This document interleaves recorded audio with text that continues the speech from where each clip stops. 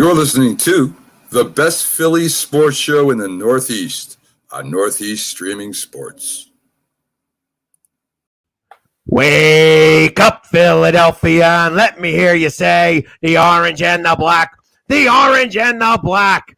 Welcome back to another Flyers checking in. I am the Philly sports guy, and with me, as always, the fantastic El Parcero Philly. What's going on, baby? I tell you, it was a tough week this week. I know, man.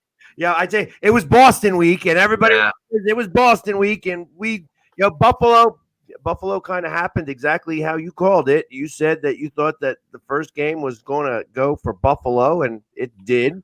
Not exactly that way, but yes. Not exactly 6-1, but yes. 6-1 was not the way I was expecting it to happen either. and then they did come back in game two, right? And did a shutout. Yeah, the Moose keeping the pucks, out of the net was awesome to see. 40 saves. What? And a clean sheet there? Blanked them? Exactly. I mean, because that really showed exactly what Buffalo was all about. You know what I mean? Like Buffalo is a young team. They got some work to do, right. But it's definitely they're a couple years away from being really good. Right, and I said it that this was the perfect test for the Flyers. Buffalo, not a lot of offensive depth. I think that first line is really good, but it's a physical team that plays a little discipline. And it was a perfect test early on in the season. We talked about how the Flyers season ended last year with the Islanders, a team that I felt that we were better than on paper. But like I said, teams that play physical, teams that play discipline, we seem to run into problems. And right now, early on in the season, I feel like the Penguins series kind of blinded us. But there's a serious issue on the Flyers right now that we're going to dive into today. But that Buffalo series, it was a great first test. It was as we were expected, but later on in the week, we got exposed, my guy, and we're gonna get to it all today.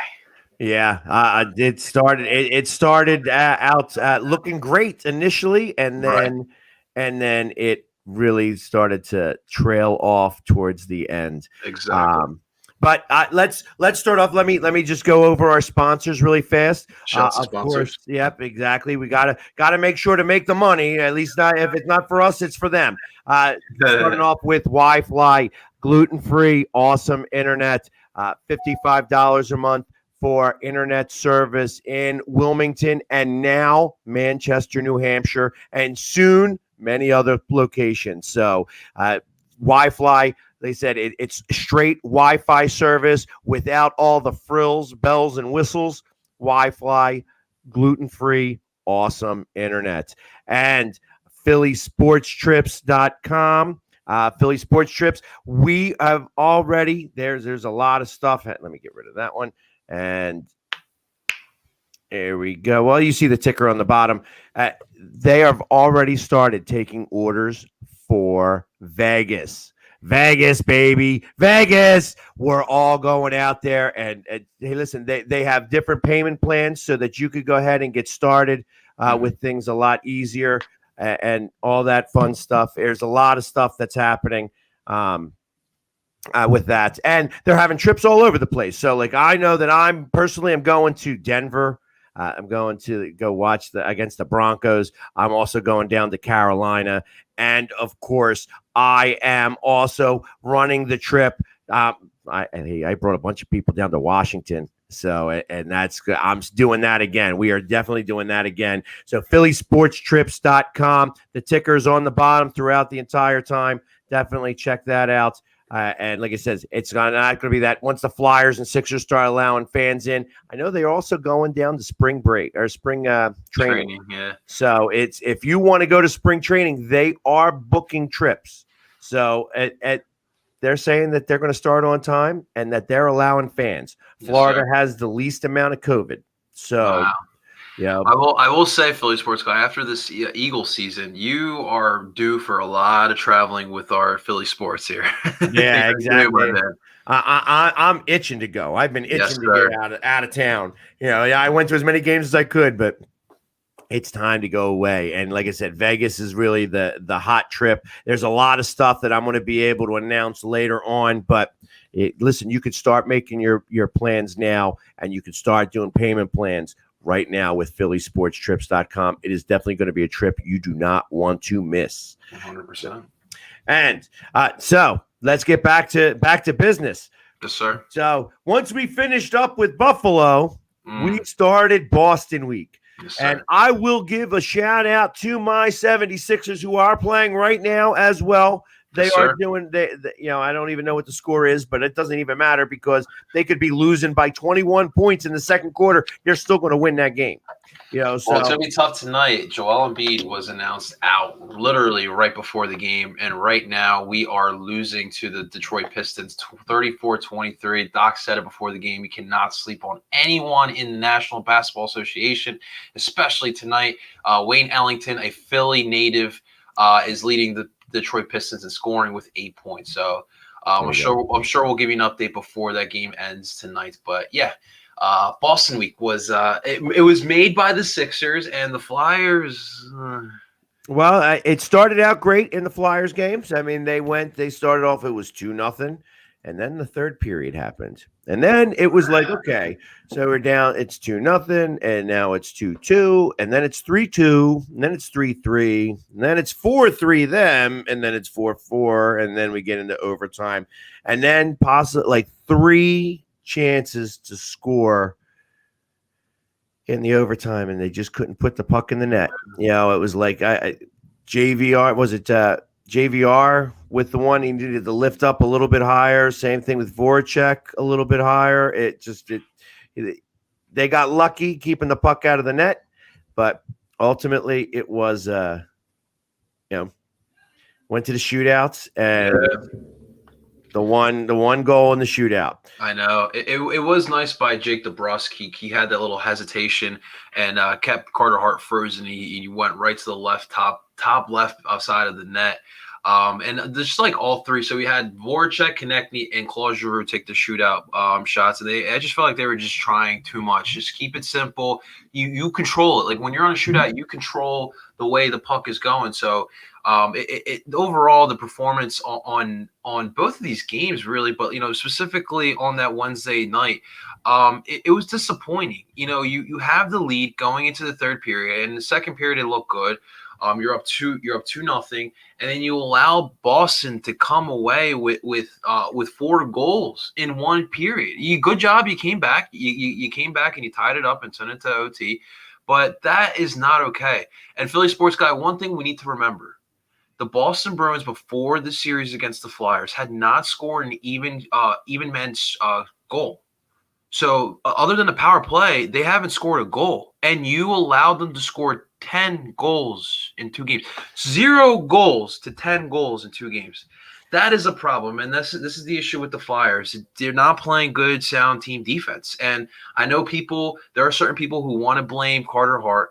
They think he's regressed, whatnot. But the fact of the matter is, he's getting too many shots on goal. On the Moose game you talked about in the Buffalo second game, there was 40 shots on goal. The next game against Boston, Carter Hart saw 43 shots. This defense has to clean up right now, man. Well, not only that, so last year the Flyers were one of the best teams keeping pucks away from the net. They were the best with blocks. That teams that they played against had the least amount of shots on goal. I think that they were ranked 2nd or 3rd in the league. Mm-hmm. And this year they're ranked 30th. So it's they're giving up about 40 shots a game. I think on average it's like 35, 36 shots a game, and that's really unheard of. Like it's definitely not an Alain Vigneault type of team to be able to do that. And it's total right now 213 shots they've seen on net.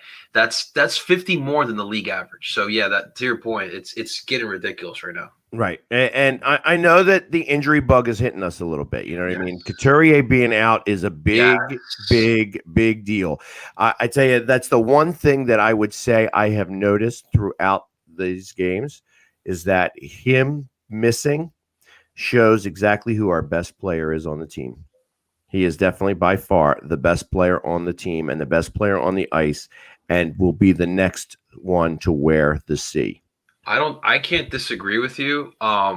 Coots to me is one of the best, if not the best, two-way players in the National Hockey League. The guy is obviously really skilled when it comes to the offensive side. Like his skill set is goes along with some of the best of them. But then when we get back to the other side, the guy's cleaning up in front of the net, and nothing is really, and especially right now, Boston in those two games, what they really wanted to do was just get the puck near the net. They had 2 to 3 guys standing in front of Carter Hart to screen, and they just were looking to get those deflected pucks because they respect Carter Hart. They know he's a good goaltender, but they know that the defense is kind of weak, and that's what they were doing. And they got a couple goals like that, but definitely Coots has really been missed. Philippe Myers as well is missed as well. I think we lost him in the first game against Boston, if I'm not mistaken, but it was supposed to line up in the second pairing on defense. And we're really missing him. He obviously is great on the offensive side. He's great from the point, but defensively, he's really strong as well. And we're definitely missing those two guys, really. Right. Well, that takes care of a lot of defense, especially when you have a Selke winner. You know what I mean? He was like a Selke. That's why they have those guys where he's right. Such a good defensive, offensive guy that you put him up against the best, the number 1 and the number 2 line, and he takes care of them because he's taking on 20 minutes a game. When you don't have him, things are a lot different, and you could tell. And it's been very apparent as of late. Right, and a lot of people, are blaming Niskanen not being here for the reason why this defense has looked bad. I mean, you said it before. Niskanen, he's not the reason why we are this bad. I mean, you've seen it. You said it before. He was a turnover machine. I think, to me, more so the problem, Philly Sports Guy, is this team is on defense. They're not playing as a cohesive unit. When you're talking about defense in hockey, it's not just about the 2 defenders back there. When you're playing on defense, it's a 5-man job. It's a 5-man job to try to keep the goalie's job as easy as possible. So the problem right now is that these guys just can't play as a unit. Well, and I think that goes across the board. It's not, there's a lot of depth on these lines, but these lines have not really become as cohesive as we would like them to be. Exactly. It's like, all right, so TK had a couple of good games, where of course he had a hat trick and things like that, but ultimately it's not been the same since Pittsburgh. Like even the 3-0 game, Buffalo controlled the puck a lot of the time there. Yep. So the fact that they won 3-0 is great, but giving up 40 shots on net, what I mean? That's not a Flyers team. That's not the way the Flyers would normally play. And they didn't play that way last year. And it seems like since the bubble, that's what they've been doing. They've been giving up a lot of shots and just been out, like they've been outworked to the pucks. Yeah. And that's the problem. Like speed is what's been killing them lately. And you cannot continue like that if you're going to just keep getting beat to the pucks and keep letting them in the zones. Still, the giveaways in the zones. The giveaways in the zones are deadly, and they are good at it. They're good at giving the puck away in their zone, and just even going through center ice. Their passes aren't crisp. It's just, and I understand it's the beginning of the season and such, and you need to start to get some things worked out. But it's not. We're not there yet. We are still a ways away before we can say. The other problem on offense, too, is I feel like at times this Flyers team is just too reluctant to shoot. And I hate being that fan, but, there's always that fan in the stadium when the Flyers are playing that's just yelling, shoot, shoot, shoot. And I feel like this now more than ever. There's just times, especially I think the best example was the first period of the first Boston game. Like, there was just a couple opportunities. They were stringing together some good possession with the ice, or maybe with the puck, I'm sorry. And they just were thinking too much. Just shoot the puck. You got a little seam, shoot the puck. I think that's another issue here, too. I feel like the Flyers offensively just were overthinking things too much. This is hockey. Have fun out there. Play your game. Trust yourself. Trust your mates. And hopefully the next game, which we'll get to the next series, but hopefully they can turn some things around. And that's the other thing that I noticed is that they don't win as many faceoffs as they've done in the last 3 years. that the face-off all of a sudden is not as they used to be somewhere around the 56, 57% per in the game, and they've been doing really poorly in that department. This has been a number of different things that I feel like that they need to work on. And like I said, it's early in the season. We're only at game 6. You know what I mean? Right. So there's definitely some more to go here, but. Well, that's back to your Coots point. I mean, missing Coots as well. That guy was a face-off machine. Like he was win majority of his face-offs. That's definitely been huge. The line's been shifting as well. That fourth line was probably the strongest line we had in the beginning of the season when you had Lutz, Raffel, and Nicholas Ube-Kubel. Ube-Kubel is also kind of gaining a little bit of a reputation right now. He's been a little dirty in a couple of games, but that fourth line that was really strong. But then you're talking about having Drew Hayes and Nolan Patrick as your centers. The lines have had to shift due to injury, so that's something as well we have to look at as far as the chemistry issues go, and as far as centers not winning faceoffs. Yeah, and I'm hoping that they'll. Well, I expect that they're going to turn it around. I mean, obviously, Alain Vigneault is not going to allow this team to continue playing the way that they have been. I expected that there was going to be a little bit of fire that they were going to come out with in game 2 in Boston. And, there were a few things that happened in that game that surprised me. One, that he did not pull Carter Hart. He made Carter Hart suffer through it, which I liked. I was happy that he didn't pull him out. It's like when you're pulling him out and stuff like that. I mean, I know that they started to turn it on, but it was like that, they knew that the game was over, and then they stopped playing because they knew the game was over, and then you have like goals by Marchand and they didn't have Pasternak. You know what I mean? Like that's a big guy. That's a big one of their guys. Yeah, that's gonna come back. So we could say that we didn't have Coots, but they didn't have Pasternak either. So I want to take a quick shot here on the Boston fan base. It's just crazy. I know here in Philly we are super hard on our athletes, but the fact that I hear like Boston fans complaining about Tuukka Rask, dude, what? And I know Tuukka didn't play in the bubble last season, but for good reasons. Yeah, you had serious health concerns with his own family. And like the fact that Boston fans can sit here and say like they would rather see a better goaltender than Tuukka Rask. Tuukka Rask played great in both of the series, both games, in my opinion, in here against us. And I just can't believe that they don't believe they could do better than Tuukka Rask. Just saying. Well, and that's part of how the way I get to bust on Boston this week is that because they came at me and I'm like, so when is Tuukka going to quit on the team?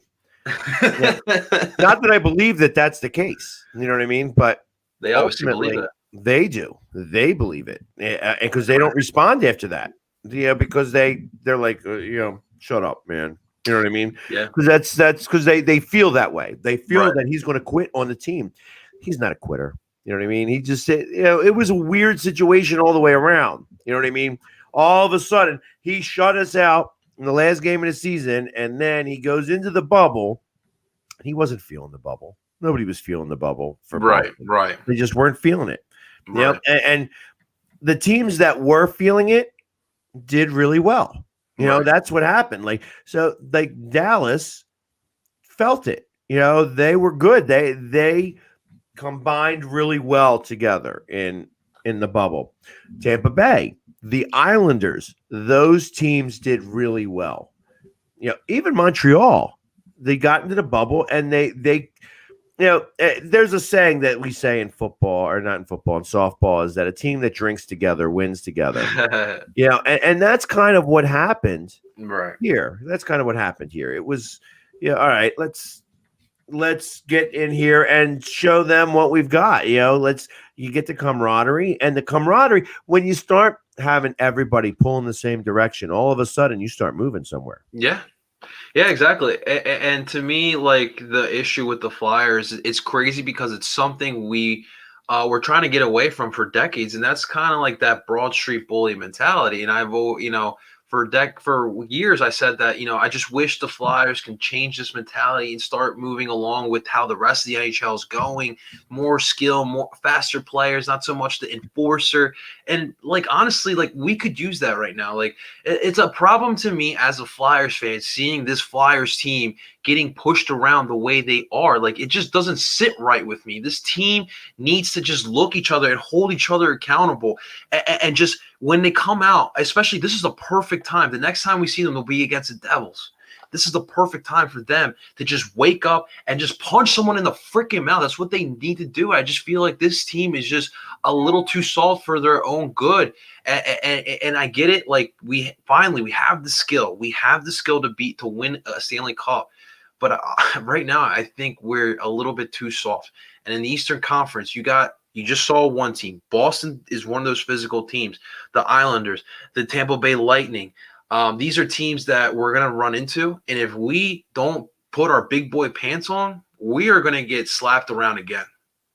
Yes, I agree. And it kind of bothers me because the captain isn't showing it. That's the problem. I feel like it's almost time. He's going to break the Bobby Clark's record for the most time worn in the sea by a captain next game. Right. And it's and I appreciate everything that Giroux has done for this team. I'm not a hater of Giroux, but I do have to say sometimes it's time to give it up.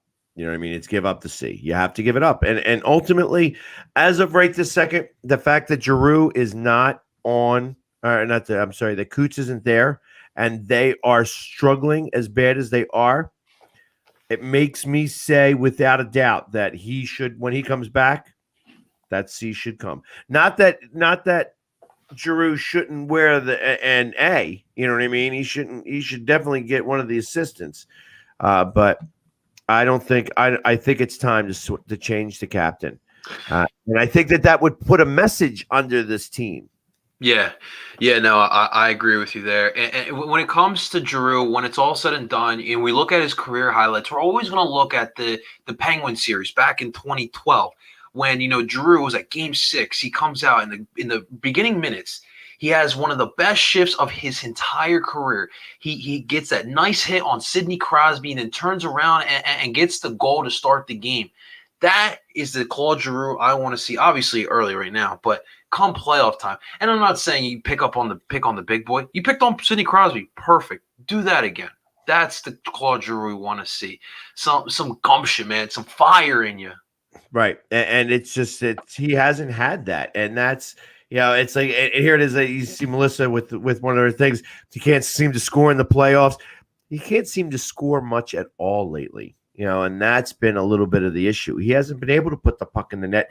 It's been that way for a couple of seasons now, and, there's intangibles that are important. And I get that, that you want to, if you're going to be on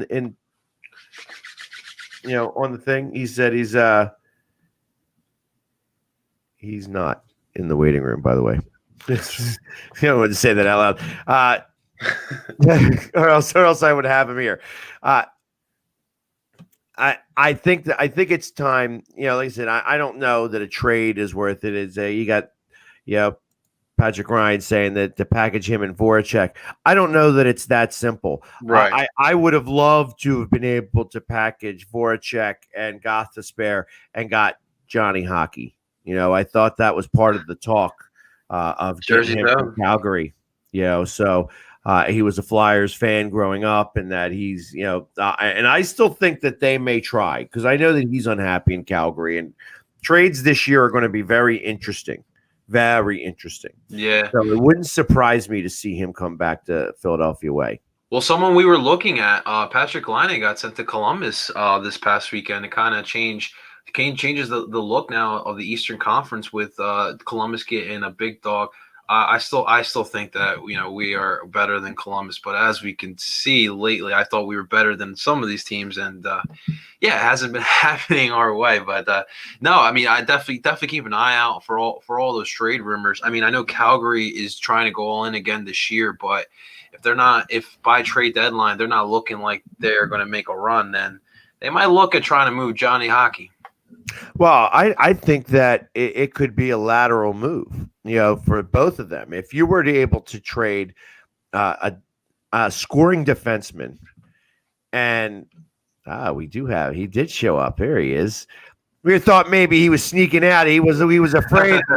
I know because I know there ain't many of them. I think that there's a whole 13 all total, but we happen to have New Jersey Devils fan. Yes, sir. That is coming on.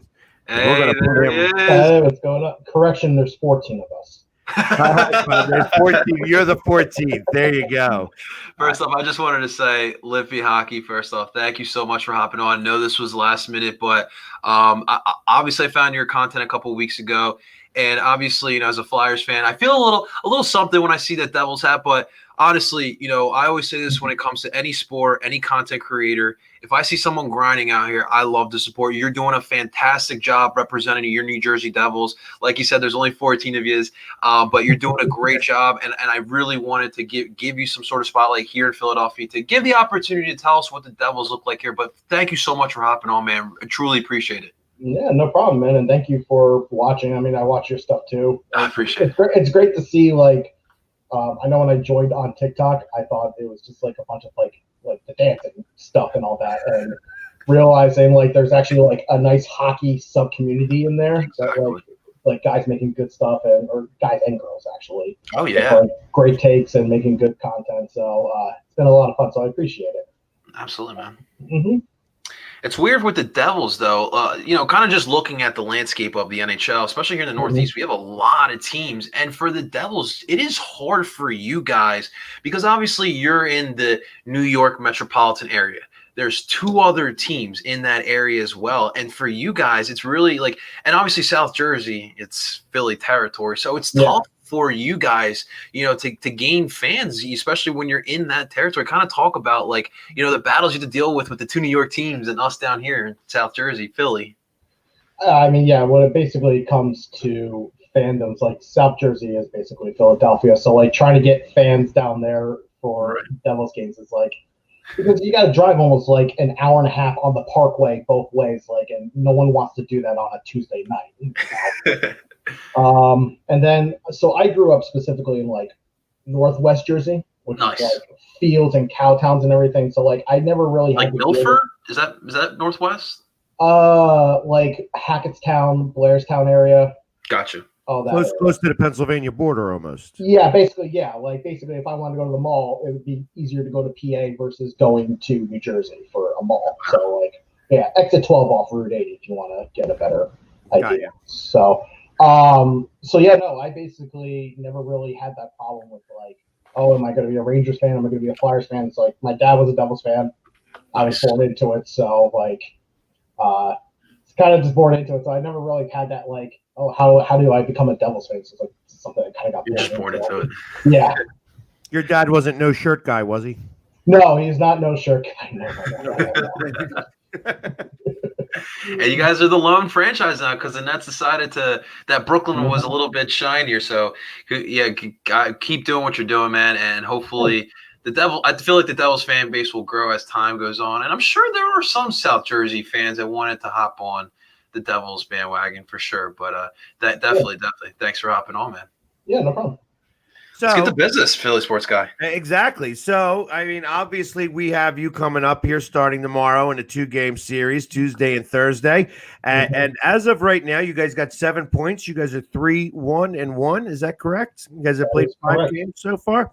Yep. And I haven't watched any of your games, so I don't really know who you played. I got to imagine you probably played 2 against Buffalo because Buffalo wasn't doing so hot. So we had the overtime loss came from Boston. And we went to a shootout. Marchand winning in the 3rd round. First one came against Boston in regulation. I think it was 2-1. Next win came against the Rangers, which was a pretty easy win. The Rangers, and they're pretty garbage right now. Got shut out by the Islanders, and then just shut out the Islanders last night. So wow. Oh, you guys aren't playing games this year then? Yes, yeah, we're not playing games this year. It's casually optimistic is probably the way I could describe it for the Devils right now. So how's the kid doing? Which kid? There's a lot of them over there now. I guess he was the number 1 pick last year. Oh, you're referring to the bust known as Jack Hughes, correct? Yeah, he's the bust. Is that what it is? Here's the thing. This is the one thing I do get annoying with TikTok. There are so many fans on there, Ranger fans and non-Ranger fans, who have been calling Jack Hughes a bust after 1 year. Well, that's like expected from Rangers fans. Yeah, it is a little bit. And then you look at Lafreniere, who doesn't even have like a point yet this year. But how's Nico doing? Because that's obviously interesting with us. Nico is injured right now, so I think it just came out today that he broke his fibula back in early December. So he has just started skating about 2 days ago. So he's maybe got about 2 more weeks before he comes back. But Jack Hughes has been looking like the Jack Hughes we expected from him last year. Good. I think having 10 months off to properly train and learn to play the NHL game, he's come back. He's basically on. A lot of Devils fans are saying he's on his revenge tour right now. He's got 7 points in these first 5 games or something like that. And the kid's just flying in the zone every time he's in there. Right. So speaking of revenge tour, so obviously here in Philly, what was that, the 2017 draft when Nico was 1? Yep. And Nolan Patrick was 2. We're always going to look at that draft and we're always going to wonder who won and who lost. But it's been tough for both players. And both players, honestly, like when that draft, during that draft process, I thought the Devils and the Flyers, there's a possibility that they could both win the draft because I felt like Heischer and Nolan Patrick could be solid players go in their careers. Me personally, I wanted Nolan. Obviously, being a Flyers fan, love Lindros. I love the big body. Obviously, he's not as big bodied as Lindros was, but tall kid who's skilled. And I was so excited to see what Nolan Patrick is. Obviously, he's dealt with the injuries, and for Nico too, he's dealt with his fair share of injuries, and it's just so tough for both of them, but I still think that both of them could be really good NHL players, man. Oh yeah, no. I mean, I was actually team Patrick up until we drafted Nico. Like the way I kind of saw Nolan Patrick was his style seemed to be like Travis Zajac, who's been a cornerstone for us for many years. But is he still there? He's still there, and he's still doing his thing. And so the way Patrick I looked at him was he's like Travis Zajac with just a lot more offensive upside. So I'm like, why would we want that? Why do we want this small little Swiss kid? Like, let's get the big guy. And like the second we got Nico and I actually watched him play, I'm like, Nico's a lot of fun to watch. And I was really happy to see like Patrick was coming back this season. And he was being pretty successful for you guys too, right in the beginning. Yeah, he's looked good. Obviously, dealing with the migraine issue last season was really tough, but thus far in the beginning of the season, I was really thrilled to see his defensive game come alive as well. He's been getting that stick out and trying to poke some pucks away. Because offensively, I know he's talented. I know he is talented. Right now, I don't know if you heard us, but right now the main issue with the Flyers is the team defense has just been slacking really bad. Where he had 2 games where he allowed 6 goals. And the power play unit is 4th worst, I think, in the National Hockey League right now. So I think right now the issue is that. But no, I mean, it's really great to see Nolan Patrick finally, playing to what we thought he would be.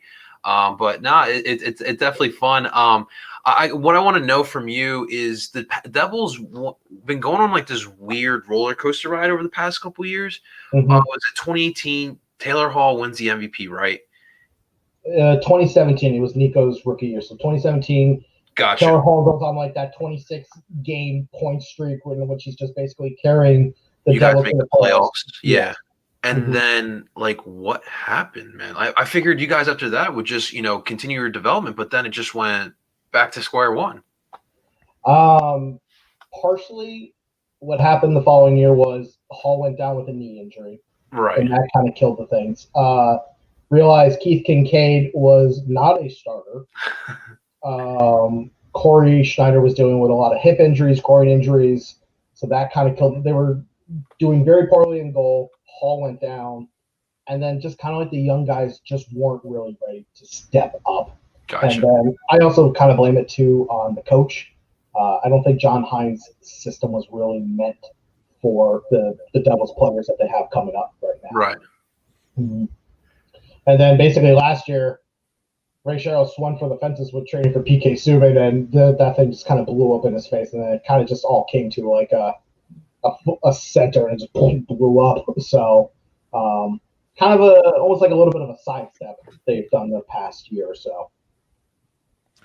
But all right, so I don't care about the rest of the NHL. I care about the Devils and the Flyers.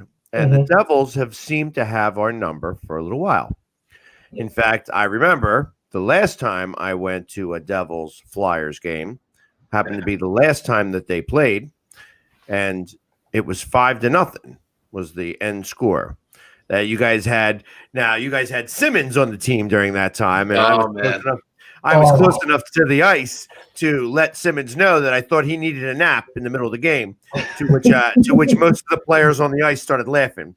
So it was funny. It was funny to hear that, and I hated Wayne Simmons with a passion. But it is a hatred of respect because I respected his game so much. One time went to a Flyers Devils game where I was like 2 rows, and I remember I saw Wayne Simmons standing there at the faceoff circle, and I said something like along the lines of, "Hey Simmons, those pants make you look fat." And I just saw him do like a little side eye behind him, like, okay, maybe I'll shut up now. And then the second he got on our team, I'm like, yeah, that's awesome. Let's go. Like he's such a good player. He was such a good player. Well, yeah, and they said it was definitely time for him to go at that time, and it was interesting to see him wearing, New Jersey Devils colors and such. Why would you say that New Jersey? I mean, New Jersey hasn't been good for a couple of seasons now, but yet they've had the Flyers number. Why would you? What do you think contributes to that? They get the rivalry, I feel like. I think it's just because the fact they're so close. So like it doesn't matter like what players are on the roster. Like every year you're playing the Flyers, you're an hour and a half away from them. Like you're just around them. And I think it's just, I don't know. I mean, because I feel like I'm looking back, I'm like, yeah, I guess the Devils do really have the Flyers number here and there, but then like the Flyers have been a lot more successful though than us. So I don't know. I think I take the trade off here. Well, when I think of Martin Brodeur and all of those times, I still hate Scott Stevens. You know what I mean? Yeah, I just talked about that on TikTok too, man. Scott Stevens. Oh, that's fair. Well, let me ask you, Lippy. Who do you guys despise more? Who do you guys wake up more for? Is it the Flyers or the Isles? Oh, Flyers versus Isles. It's Flyers. Like the Islanders are kind of like. I feel like if we're looking at this like a family sort of level thing, like you have the Rangers and the Flyers are kind of like the bigger brothers, and then like us and the Islanders are the younger brothers. So like we'll fight with each other, but we're more about like one-upping the older brother. I mean, I hate the Rangers too, man. Yeah. And the Rangers, as far as I'm concerned, I mean they're a mess of a franchise right now, and it's going to take them a couple of years to finally come back. But it's crazy. The Rangers fans were telling me, because I did my predictions for the NHL, and they were like wondering why I had them 7th, and I'm like, "Do you see your roster?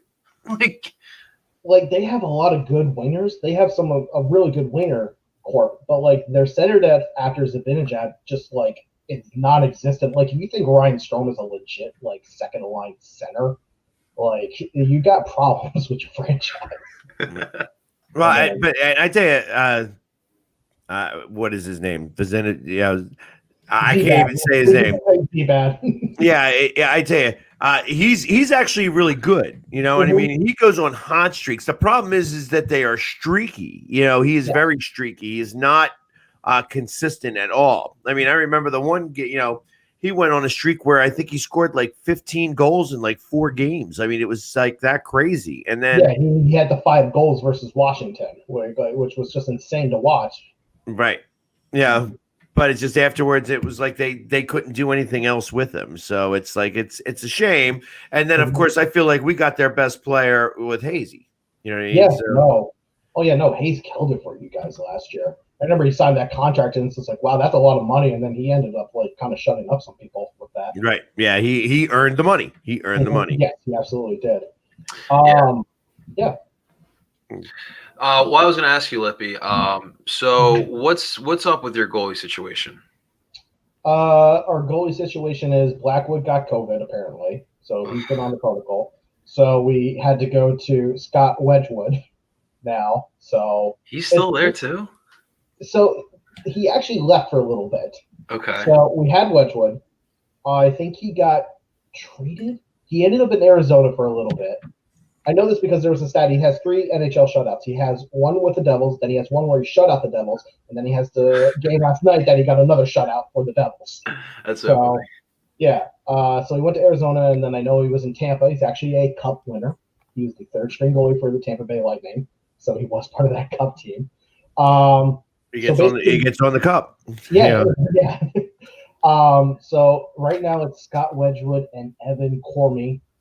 We have the guy from Winnipeg, There's like 2 guys that have like very similar names, and then we just picked up Aaron Dell. Like basically ever since Corey Crawford retired, it's been like in limbo of like what our goaltender situation is like. Wow. Well, Blackwood's the one expected tomorrow. Yes. Yeah. Oh, is he? Oh, that's awesome. That's good to know that.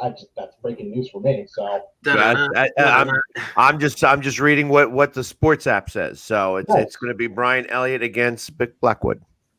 I would love to see. I know Hart has kind of been. Well, I guess Hart's been playing well for you guys, right? It's just like you said, the two defenses are too hot. Yeah, that's really it. I mean, even in that Boston game, like there's only so much. The first Boston game, there's only so much Carter Hart can do. Mm-hmm. And after the in the 3rd period, after like 30 shots, like I think Carter was just like he was just beat up. Yeah. And then obviously, after Saturday, this Twig, right? He's off the ice, and it was a little worrisome. And I'm curious the conversation Vigneault had with his young netminder, but I believe in Carter. I these things happen, and for Carter, it's just keeping that mental toughness and just knowing that what he's doing is not wrong. You can't expect even a great like Martin Brodeur needed good team defense in front of him to win all those cups and to achieve all those awards and accolades that he did. So right now the Flyers need to play as a team, play good team defense. I always reference D3 the Mighty Ducks, but get that trash out of there, right? Get that trash out of there. So yeah, we'll see. The Moose has been really good in relief for Carter Hart. I really like, as a Flyers fan for the first time in maybe decades, I feel comfortable about our goaltending unit, both of them. Yeah. So the Moose will be in there. Last time we saw him, he had 40 saves against the Sabres and had a shutout. So hopefully he stays in form tomorrow. But the issue, and I'm sure the Devils will have plenty of opportunities to get shots on goal. But that's what I'm going to be willing. That's what I want to see, is how the Flyers can handle playing good team defense, really. Yeah. And we've had problems too with teams who are really physical and play really disciplined. The Sabres gave us issues, even though I believe the Sabres don't have a lot of depth offensively. Mm-hmm. To me, they still play pretty disciplined and they're pretty physical. And I think that's why we lost the Islander series last year in the playoffs. They really outmanned us in that series. So I think this is going to be another great test for the Flyers here against the Devils, a rival who, as we can clearly tell, are playing above their weight, really. Yeah, no, I said before the season the Devils could play absolutely like great hockey and still finish last in this division, just simply because of just how many good teams. So it's a little surprising to see that they are in 3rd place, but it's just, I think what it really ultimately comes down to, Jack Hughes is being the player that we were kind of expecting him to be last year, this year. Hopefully you guys see it tomorrow, but like when he is in the offensive zone, he basically is kind of enforcing his will, whatever he wants to do in there. And then another standout rookie for the Devils has been Ty Smith, who they drafted in 2018, I believe. He's come in and he's just absolutely just been like solid, which has been he was in the minors all last year, correct? Yes, he was in juniors. He almost made the team his rookie year, but got cut. And then last year he was dealing with some injuries, so he didn't make the team at all. So he went back to Spokane, and he just won CHL to defenseman 2 times. No biggie. What's his name? Will Butcher? Is that his name? Yeah, Will Butcher. Is he still there? He's there. He's actually not playing right now. It's a little sour point for some Devils fans because we have a guy named Matt Tennyson who a lot of fans are not too happy with. They don't like him. He's kind of the scapegoat right now for the Devils. Okay. Mm-hmm. But it's definitely going to be a very good game. I mean, Flyers and Devils games they're always chippy. That's kind of the way I look at it. They're always good chippy games. Yeah, very underrated rivalry, I must say. Mm-hmm. Always a good game. Always. I kind of expect. Like I says, it's. I like it. I like it that they're doing these back-to-backs. It actually gets the fact that we're going to be playing each other 8 times this season is really it's kind of exciting to me because come around game 4 or game 5, these games are going to start to get bloody. It's going to start to get ugly. And I like that. It's going to go back to some old-time hockey. Right. And I mean, you look like you're a little bit older. You don't look like the typical 14-year-old TikToker. So I'm going to expect I'm going to expect that you've been around for a little while. How did you become I mean, you said you were born into it, but when did you start really paying attention to hockey? So, I've been a Devils fan my whole entire life. I went to my first game around Halloween in 1988. To give you an idea about my age. I was dressed as a ref. Wait, wasn't Lou hired in 88? Yeah, this was all during the Lou era, so I know where I was. Lou did it for you. Yep, the 95 Cup, the 2000 Cup, and the 2003 That Cup. is I know exactly where I was for all of them.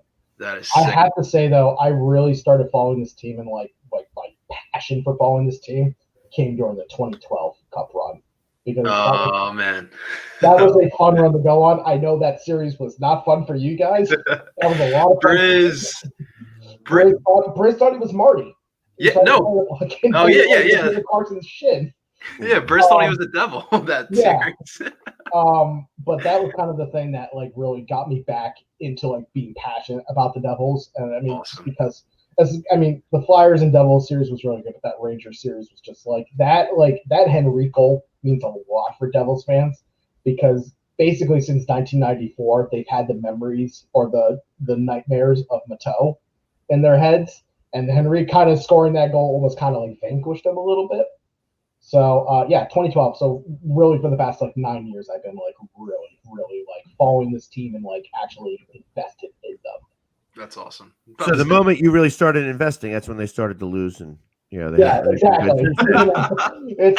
I have gotten a lot of good experience of seeing the bright side of things.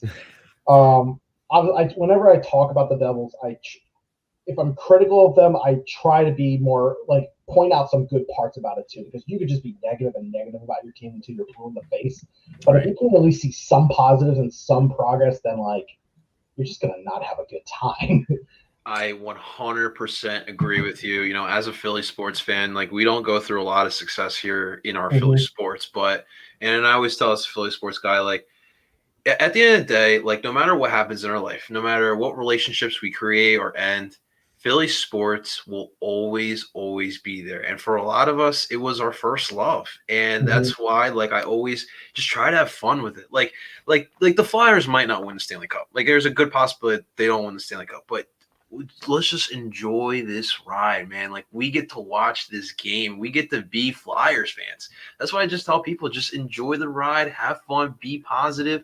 If we lose, hey, we lose. There's always next season, but you just enjoy it, man. Definitely always just keep the positive vibes going. That's all it is, man. 110%. Well, I, as much as I'd love to say that I'm exactly that way, I'm not that way. I want to see them win the Stanley Cup, and I'm a lot more critical. I don't boo my team, though. Even that. Yeah, in fact, it was funny because especially that game, I had a Devils fan in front of me, and I don't know if you've ever seen how I look when I go to hockey games or when I'm watching a hockey game, but I can get a little crazy with my makeup. Well, you changed your makeup now. You don't look like Nemo. You look tough. Yeah, but I did look like Nemo last year. And I tell you, that Devils fan in front of me, it was funny because my cousin also, he worked for my cousin. And once I got that, I'm like, oh, well, then he's going to definitely have to get marked by the Philly sports guy.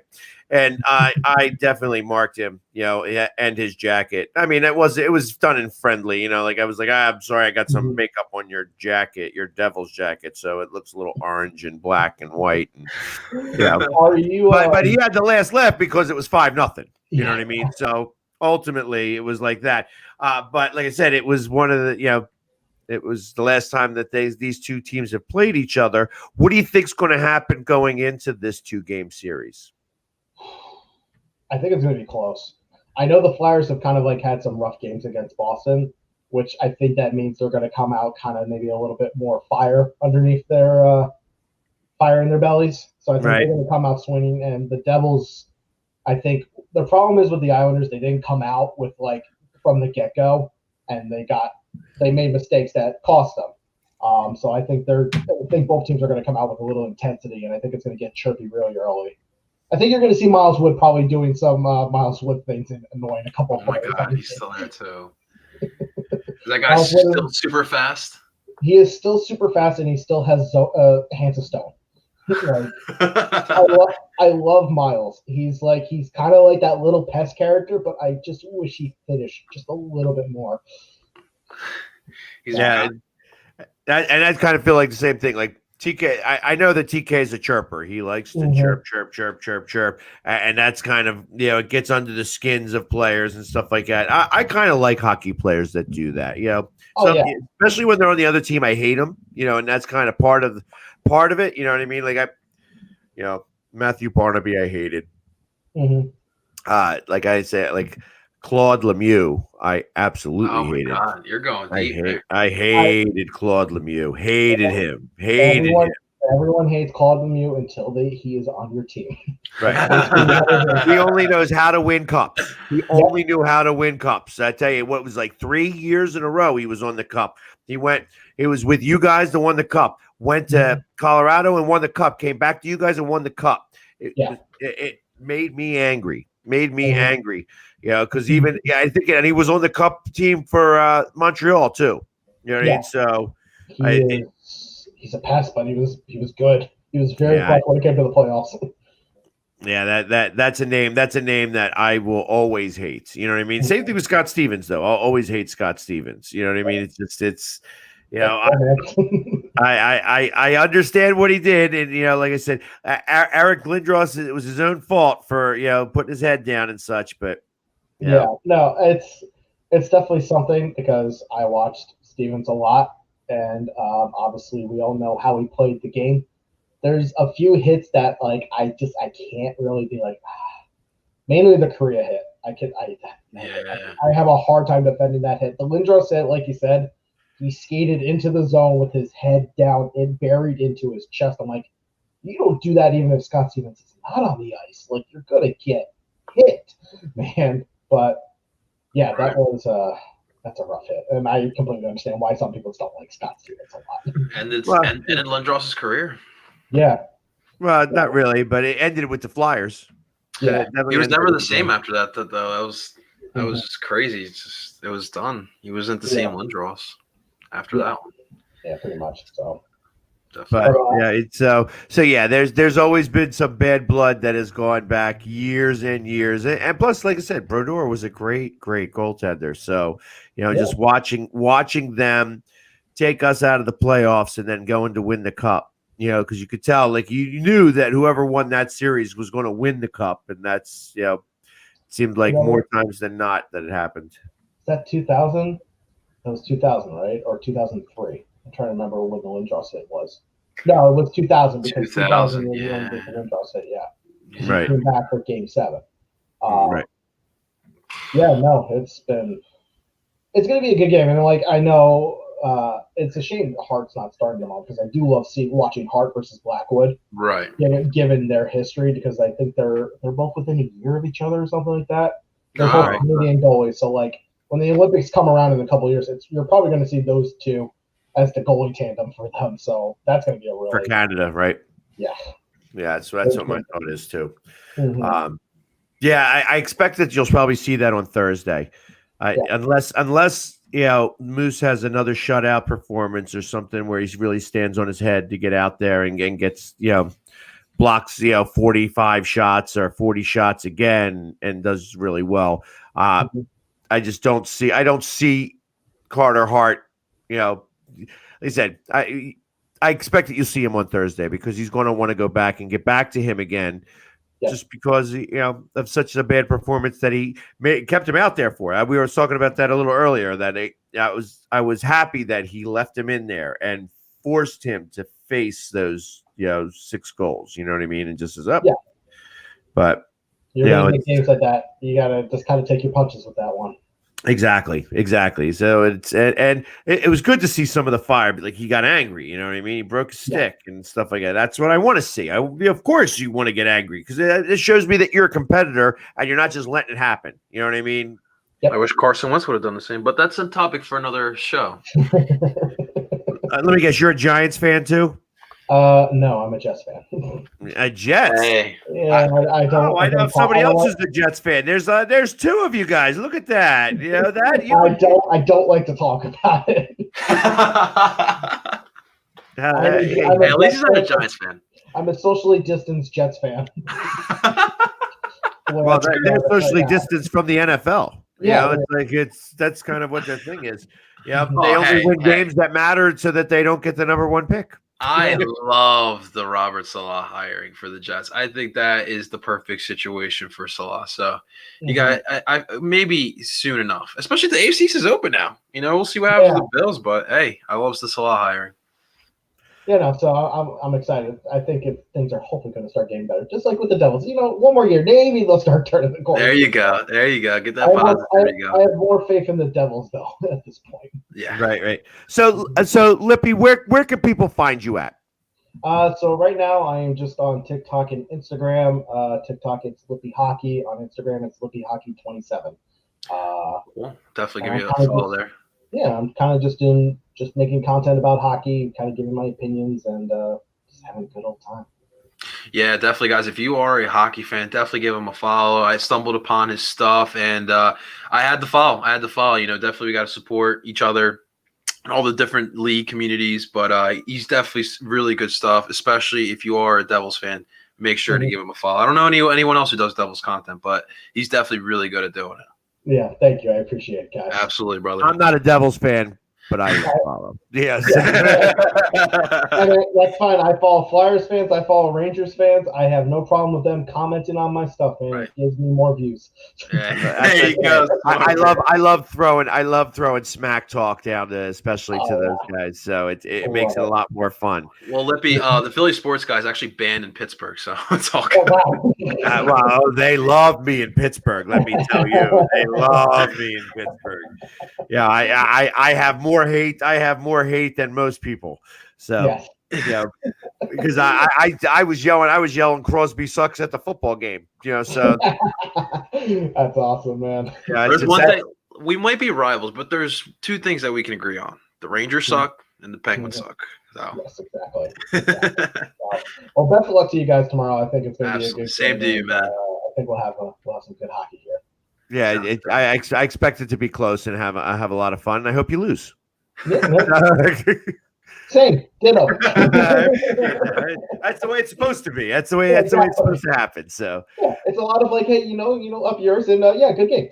exactly. And see, now you got it. Now you're all part. Now you're all hatered up. We're good. Now we can start the banter talk back and forth. Lippy, I really do appreciate you coming on. Thank you so very much for stopping by. And good luck for the rest of the season. I guess we'll have you on. Like it says, we have 8 games to play against each other. So we'll probably be talking to each other again sometime mid-season. All right. Sounds good. You guys have a good rest of your show, all right? All right. Thank you, Lippy. Have a go on. Lippy Hockey, ladies and gentlemen. Awesome stuff. Yeah, he was. It was actually, like I said, the Devils. There's not many Devils fans, so to have somebody that was coming on and actually knows his stuff really well is really fantastic. Especially that's great. So, hey, listen, it's, we got through this show. And like I said, it didn't start, talking about the last couple games, but maybe we could take it, do it for the Devils and bring home a couple of W's and get ready for I think that the latter part of this week, the back-to-back games against the Islanders are going to be big ones. Everybody is going to be ready for those games. Everybody remembers what happened just a few months ago. Exactly. And it's, bringing it to Game 7. Like I said, I didn't really expect it, but I want to break the streak that they have against us in the regular season. So. For whatever reason, Philly Sports Guy, we just struggle with those guys, and there's nothing really complex that they do. It's just physical discipline hockey. They smack you in the mouth, and they capitalize on your mistakes. When you make a mistake, you will pay for it, and they let you know that they do. So, and that's good coaching. That's Trotter all the way. Trotz is great, man. He's absolutely great. So this week is going to be another great test for the Flyers, and we're going to learn a little bit more about the Flyers. But obviously, right now. Can someone please find the Flyers defense? If you know where it is, please let us know. The Philly Sports Guy and at Parcero Philly, we would like to know where our defense is, please. Absolutely. And for everybody that wants to know, we will be back soon talking about some football and some basketball. This is a Flyers show. I got a lot of questions. What everybody thinks what my thoughts are about the coach. And I even had a soccer question earlier today. So there's a lot of stuff. There's a lot of other Philly sports that we will be talking. This is a Flyers show, and I'm going to keep it as a Flyers show just for that. But don't worry, we're going to be back talking some football and the rest of Philadelphia sports coming up. Yeah, like I said, yeah. They said we're just getting a platform together. So I will say, because you did mention it earlier, because baseball is going to start on time. We did get an announcement of the MLS this today. Aha. See, somebody mentioned that. That was the question. I'm going to have to go all the way back in the very beginning of the show. And somebody said, who was it that did it? Shouts to that person, for real. And be talking sports. Where is it at? I know I read it. All right. Maybe I can't find it. Well, anyways, somebody asked. The Union season will begin on April 3rd. Preseason starts on February 22nd. Teams will start reporting in training camp, and we'll see some preseason games. But we got the MLS season coming back very shortly, guys. Yeah, and that's exciting because, I'm not even going to say nothing. I can't even say nothing. I'm going to let that simmer for a little while longer because there's going to be a big surprise coming out soon, very, very soon. So, but anyways, guys, I appreciate everybody for coming on tonight. Again, another big shout out to Lippy Hockey for coming on and talking some Devils. Like I said, it's hard to find Devils fans. We had to look under a lot of rocks to find one. We definitely found him, and he's out there, and I really do appreciate it coming on. So if you're on TikTok or Instagram, definitely go out and find him and give him a quick shout out and a follow, and tell him that you hope he loses. So, in the meantime, let's go Flyers. We got 4 games to have to win between now and the next time we see each other. Yes, sir. Let's go Flyers. Everybody have a great night. Woo! Let's do this. Last one. I got it. I should be faster at this. Here we go. That's it. And again, big shout out to Northeast Streaming Sports. They are the network that we are on, and they broadcast now worldwide. Hey. Good night, guys. See it.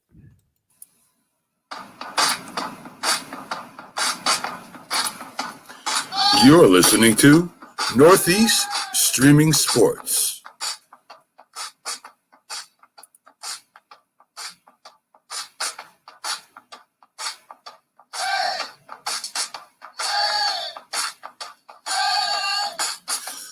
A group of independent podcasts came together under one umbrella to give you a network that streams from Northeast, New York, down the East Coast to Louisiana, and across the Atlantic Ocean to the United Kingdom. Northeast Streaming Sports streams live on Facebook, YouTube, and Twitch. Can be seen on Twitter and Instagram. Audio carried on Spotify. With our own website.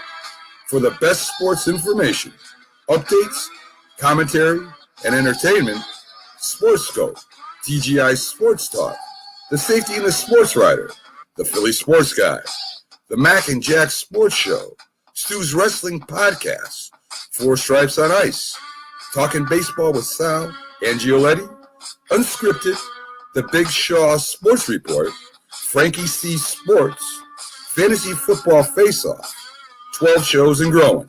There's one place to get your sports on Northeast Streaming Sports.